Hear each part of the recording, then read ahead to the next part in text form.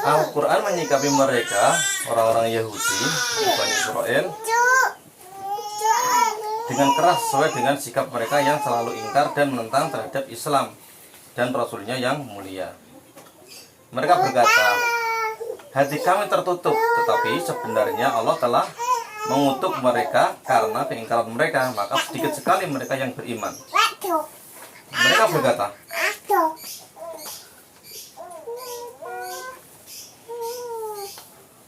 Mereka berkata, hati kami tertutup, tidak dapat ditembus oleh dakwah yang baru dan tidak mau mendengarkan juru dakwah yang baru, ya. Tidak mau dikasih masukan, tidak mau dikasih yang baru, tidak mau dikasih ilmu seperti itu, ya.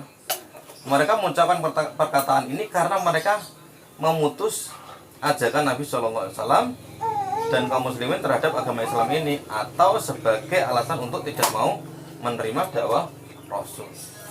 Allah berfirman untuk menjawab dan menyanggah perkataan mereka itu. Tetapi sebenarnya Allah telah mengutuk mereka karena keingkaran mereka. Artinya bahwa yang menyebabkan mereka terjauh dari petunjuk itu adalah kekafiran mereka, ya. Bukan karena mereka menutup diri gitu, kan mereka kafir seperti itu. Akhirnya tertutup hatinya. Karena sejak awal mereka telah mengingkari. Allah membalas keingkaran dan kekafiran mereka ini dengan menjauhkan serta menghalangi mereka untuk mendapatkan petunjuk.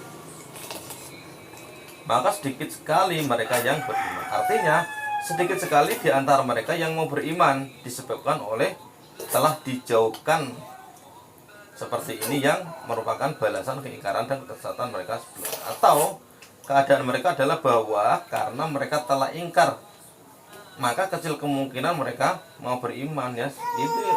Ini sebuah keniscayaan, ya. Ini berhubungan dengan innallaha la yughayyiru ma biqaumin hatta yughayyiru ma bi anfusihim. Kalau mereka tidak mau merubah keimanannya, tidak mau merubah kekerasan hatinya, ya Allah tidak akan memberi hidayah, Allah tidak akan merubah mereka juga seperti itu.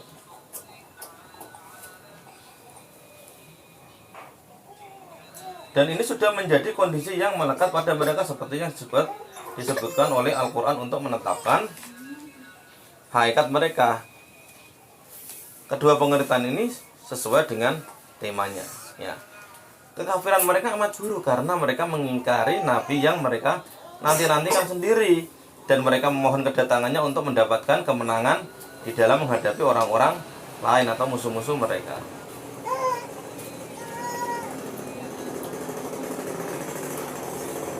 Ini bahkan terjadi ketika Nabi Isa lahir, ya. Ketika Nabi Isa lahir, sebelum Nabi Isa lahir, ya mereka itu ada harapan, ya, ada penolong. Tapi setelah ditunggu-tunggu, saatnya yang lahir malah Maryam, ya. Mereka malah itu terpengaruh oleh orang-orang rahib-rahib mereka, oleh pendeta-pendeta mereka.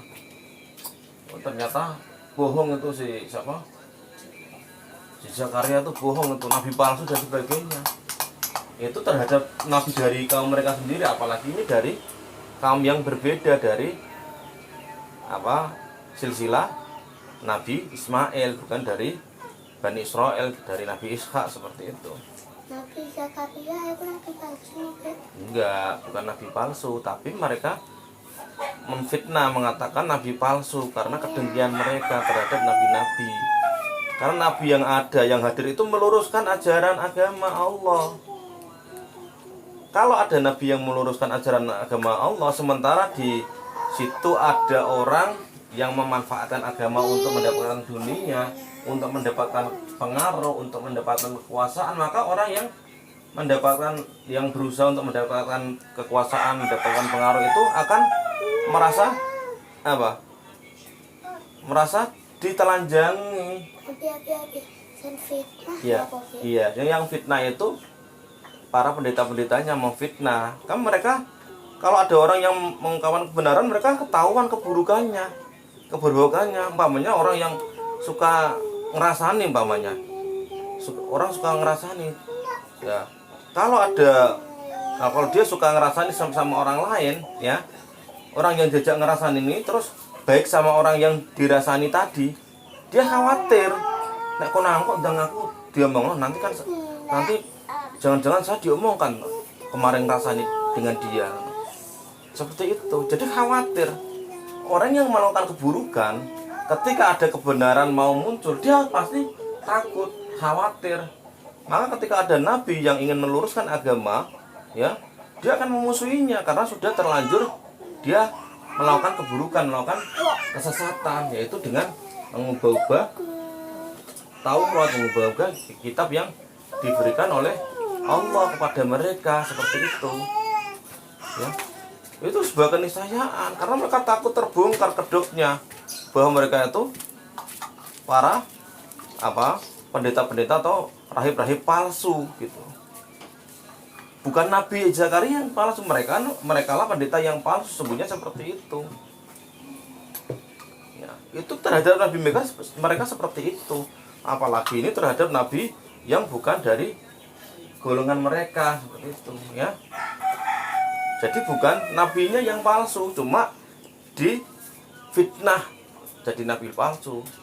Maka jangan khawatir kalau ada orang memfitnah. Sesungguhnya Allah tahu bahwa yang memfitnah itu sesungguhnya orang yang jahat, lebih jahat daripada yang difitnah. Seperti itu. Maka kita tidak boleh memfitnah, kita tidak boleh menghibah, ngerasani. Ya, kalau kita ngomongkan sesuatu, ngomongkan tentang kejadian, bukan ngomongkan orangnya. Ya, dan kita bisa belajar dari kejadian itu tidak riba, tidak ngerasani. Itu harus kita bisa bedakan. Kalau kita belum bisa membedakan seperti itu, kita bahaya. Maka solusinya harus mengurangi ngomong orang atau ngerasani orang atau menghibah orang lain.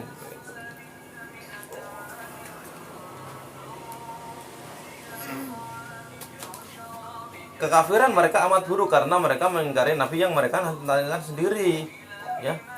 Dan mereka memohon kedatangannya untuk mendapatkan kemenangan di dalam menghadapi orang-orang lain, musuh-musuh mereka. Padahal Rasul itu datang kepada mereka dengan membawa kitab yang membenarkan apa yang ada pada mereka, yaitu kitab apa? Taurat yang dibawa oleh Nabi Musa dibenarkan, tidak disalahkan, dibenarkan dan disempurnakan oleh Rasulullah, Al-Quran. Dan setelah datang kepada mereka Al-Quran dari Allah yang membenarkan apa yang ada pada mereka, padahal sebelumnya mereka biasa memohon kedatangan Nabi untuk mendapatkan kemenangan atas orang-orang kafir, yaitu Nabi akhir zaman, yaitu Nabi Muhammad SAW. Maka setelah datang kepada mereka apa yang telah mereka ketahui, mereka lalu ingkar kepadanya. Aneh kan? Berdoanya dengan Nabi itu, ketika Nabinya datang, mereka malah ingkar. Ini Nabi melakukan kesalahannya 2 kali. Jadi kalau tidak ada dia iman, ya akan datang dia iman karena dijanjikan. Ya.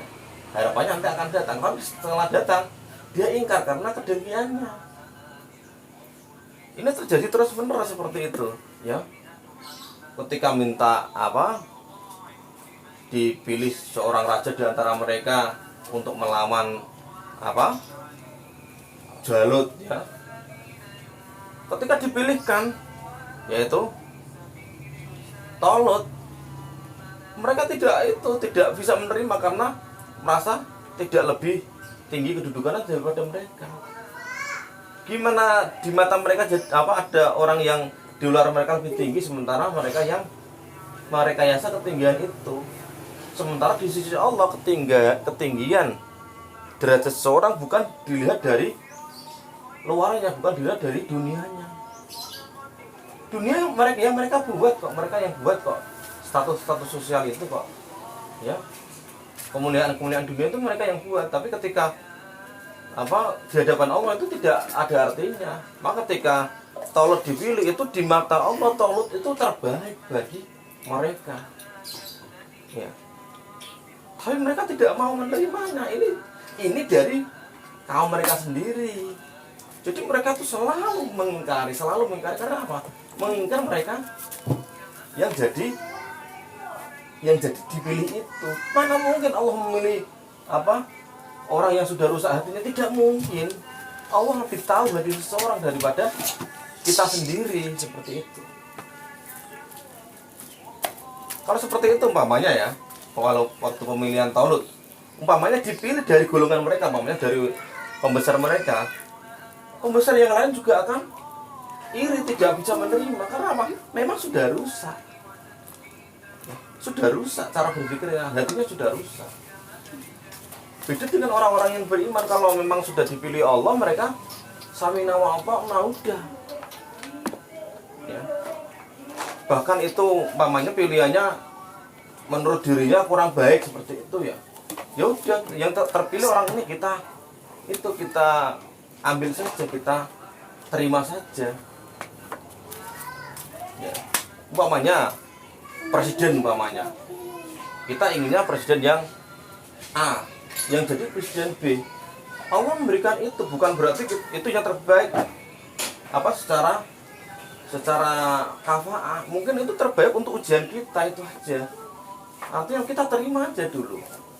Nanti ketika kita sudah sabar dengan ujian-ujian yang ada, nanti Allah akan memberi yang lebih baik. Kalau kita tidak memperbaiki diri, mana mungkin ya ada pemimpin yang lebih baik. Tapi ketika Taulut dipilih, itu memang dia terbaik dari orang-orang yang ada, kandidat yang ada, walaupun dia cuma petani biasa. Maka jangan memandang orang dari profesinya, dari pekerjaannya, dari status sosialnya. Karena di hadapan Allah bukan itu yang diperhatikan.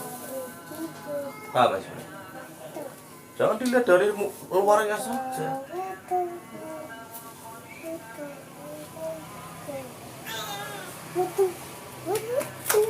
Inilah tindakan mereka yang patut mendapatkan pengusiran dan kemurkaan karena kejelekan dan keburukannya. Oleh karena itu, timpakanlah kepada mereka laknat, ya, ditimpakanlah kepada mereka laknat dan dijadikannya mereka tuli karena kekafirannya. Maka laknat Allah lah atas orang-orang yang ingkar. Dan terbongkarlah sebab-sebab tersembunyi yang menjadikan mereka bersikap buruk seperti itu. Setelah menetapkan kerugian pernikahan atas pilihan mereka sendiri. Alangkah buruknya perbuatan mereka yang menjual dirinya sendiri dengan kekafiran kepada apa yang telah diturunkan Allah, karena dengki bahwa Allah menurunkan karunia-Nya kepada siapa yang dikehendakinya di antara hamba-hambanya. Karena itu mereka mendapatkan murka sesudah mendapatkan kemurkaan. Sudah kemurkaan mereka tetap dimurkai, terus dimurkai, karena setelah dimurkai mereka tidak tobat, tidak lebih baik, ya. Pamannya masih ya, ditegur Rafi, nangis, ya. Terus bernangis dikira api kan, masih berarti tobat, ya, memperbaiki diri. Ternyata diulang lagi, tetap ditegur lagi, karena itu demi kebaikan Mas Ibra, Abi demi kebaikan anaknya, ya. Allah pun seperti itu, ditegur lagi demi kebaikan mereka. Kalau mereka tetap ingkar, yaitu urusan mereka. Allah tetap mengingat dan dijadikan pembelajaran untuk manusia atau umat-umat setelahnya. Maka jangan dikira kalau Allah selalu menegur kita, Allah itu nggak suka sama kita, salah. Itu sayangnya Allah terhadap kita. Ya, bukan kalau ditegur, wah ini azab ini, jangan seperti itu. Kita seuzon dengan Allah. Kalau kita sudah berpikir seperti itu, ini azab dari Allah, bahaya kita. Ini teguran ini. Artinya kalau ini teguran, kita akan memperbaiki diri. Kalau menganggap ini azab, ya, kita tidak akan kembali. Karena kita akan menempatkan diri bermusuhan dengan Allah. Artinya kita tidak terima. Ya, ketika ada ujian kita sebut azab aja, kita itu sudah tidak terima dengan apa yang ditakdirkan oleh Allah. Ini teguran yang kita harus perbaiki diri. Ya. Ya, ini ujian dari Allah, ini sayangnya Allah. Ini cara Allah mengingatkan kita agar kita selalu di jalan yang benar, ya, bukan sakarape dhewe. Karena manusia kalau dibiarkan enak-enakan, ya udah sakarape dhewe, seenaknya saja, semuanya sendiri, apa-apa ditabrak, apa-apa dilanggar, ya. Karena setan akan selalu mengajak kita pada hal-hal yang melanggar, hal-hal yang menyalahi ajaran Allah dan menyalahi tuntunan Allah, seperti itu. Alangkah buruknya perbuatan mereka yang menjual diri mereka dengan melakukan kekafiran, seakan-akan kekafiran itu merupakan harga untuk membeli diri mereka. Salah. Sementara umat orang mukmin itu dibeli Allah dengan surga, tapi mereka malah membeli dunia, ya, dengan kekafiran. Kebolak-balik pikirannya, karena mereka sudah keblinger, sudah pikirannya sudah tidak bergerak dengan baik, ya, sudah melakukan kesalahan banyak sekali. Untuk kembali itu dibutuhkan taubatan nasuha yang itu berat, jalannya sangat terjal. Kalau orang mengalami keburukan seperti itu, terus dia itu bisa tobat, itu luar biasa. Beda dengan orang yang asalnya tidak tahu jadi dapat hidayah, beda, ya. Orang yang tahu dia mengingkari, ya, itu kembalinya sangat berat, ya. Orang yang alim, ya, mengetahui ilmu tapi dia tidak mengamalkan, malah menyalahi ilmunya, ya, itu dia akan berat untuk menjadi baik. Makanya hati-hati dengan kealiman kita, harus kita jaga. Beda dengan orang yang asalnya bodoh terus dapat petunjuk, dapat hidayah, dapat ilmu. Oh iya, dia justru semangat, ada peningkatan gitu. Nah, kalau orang ini beda. Kalau orang merasa alim tapi dia menyalahinya, menyalahi yang diketahuinya, menyalahi ilmunya, ya. Asalnya tinggi, dia memilih turun jauh, ya. Kalau ular tangga dapat yang tangga, yang ular itu dululat gitu, ya, dapat turun dia mulai dari nol lagi, berat lagi. Ada keputusasaan juga, daripada berat mending ya sudah dinikmati di posisi ini aja. Artinya di posisi dia melakukan kesalahan itu, daripada nggak dapat apa-apa, dia dapat dunia aja dan mengajak orang lain untuk ikut gitu. Karena ketika orang lain ikut, temannya banyak, dia merasa senang ada temennya gitu. Begitu juga setan, seperti itu setan. Ada temennya, dia merasa di dunia diagung-agungkan, nikmat juga di dunia. Tapi dia sudah terjerumus sangat dalam. Ini yang terjadi pada orang yang menyalahi keilmuannya, menyalahi kealimannya. Dan yang contoh paling gamblang itu yang dilakukan orang Yahudi. Pertanyaannya, apakah orang Muslim ada yang sepertinya atau tidak ada? Ada.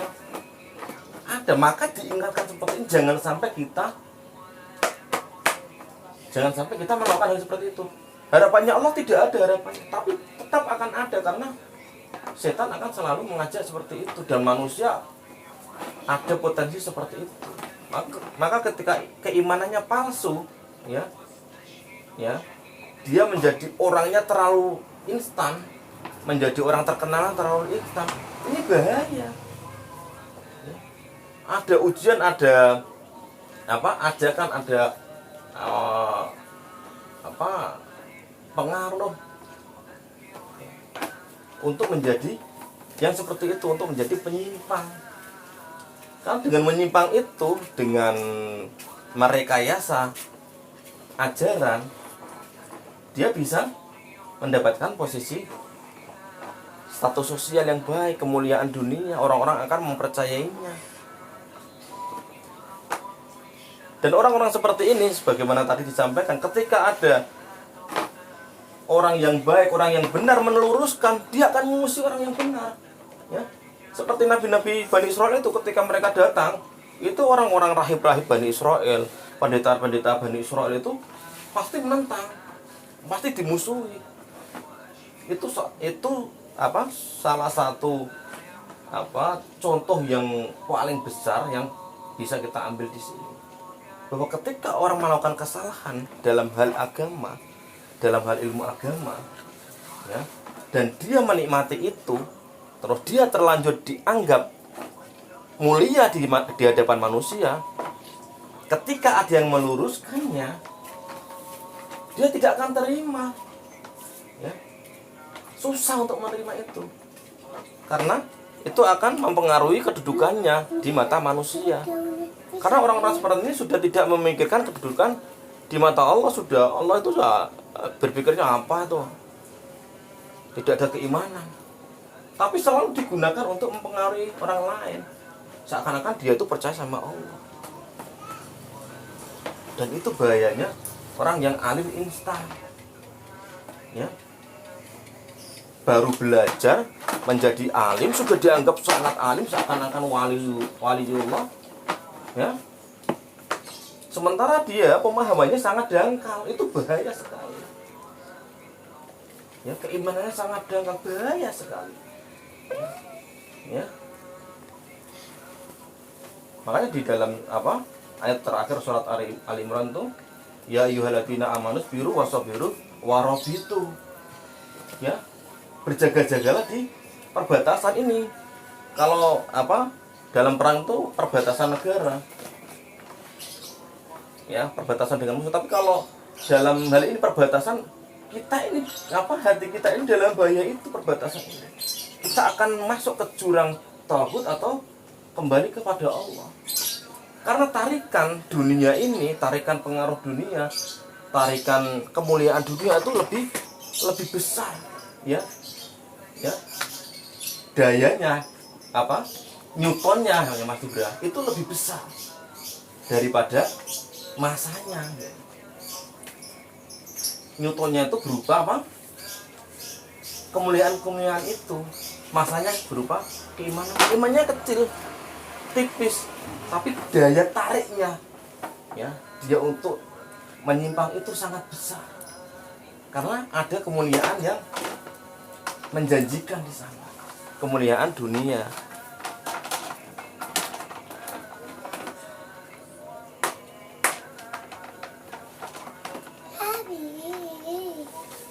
Dan seseorang itu dapat saja menghargai dirinya dengan harga berapapun, ya, banyak atau sedikit. Akan tetapi jika dia menjualnya dengan kekafiran, itu merupakan jual beli yang paling mengenaskan dan paling merugi. Akan tetapi begitulah kenyataannya, ya.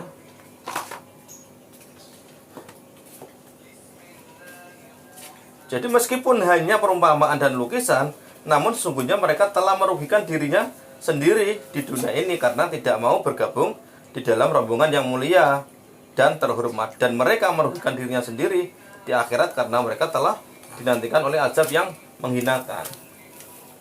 Pada akhirnya mereka keluar dari dunia dengan membawa apa?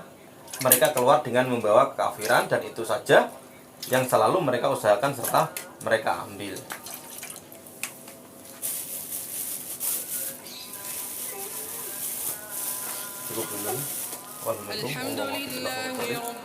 Wassalamualaikum warahmatullahi wabarakatuh. Waalaikumsalam warahmatullahi wabarakatuh.